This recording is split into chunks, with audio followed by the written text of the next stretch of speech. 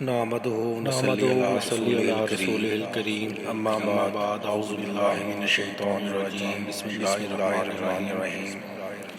السلام علیکم ناظرین، میں ہوں آپ کا میزبان رانا ارسل محمود۔ ناظرین، آج کی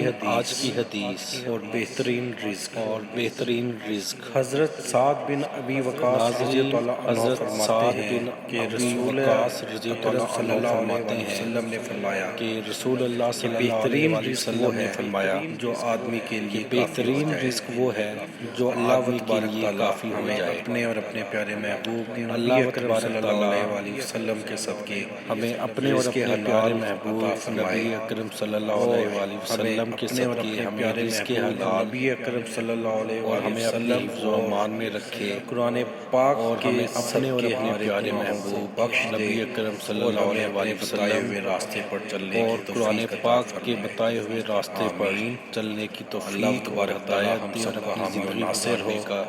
اور تمام امت مسلمان اور خاص اللہ تبارک تعالیٰ ہم سب کا حامی و ناصر ہو۔ اللہ حافظ۔